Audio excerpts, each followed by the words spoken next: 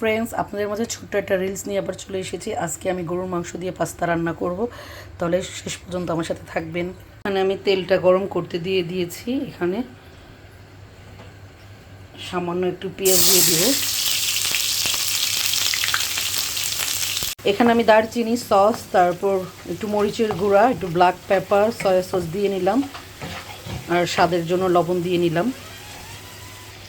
আমি এখন ক্লিন করা মাংসটা দিয়ে নিলাম। মাংস বেশ খানিকটুক ছিল, ওই পরিমাণে আদা রসুন সব কিছু, মানে গোশটা যেভাবে রান্না করি আমরা, শুধু হলুদটা আমি দিই নাই। এই যে এখানে পাস্তা রান্নার জন্য ডিমটা দিয়ে দিলাম। আর এই যে আমার বিফটা কত সুন্দর হয়ে গেছে। এই যে এখন টমেটো, পেঁয়াজ, কাঁচামরিচগুলি ঢেলে দিব। এখন আমি মশলাগুলি দিয়ে দিব সব।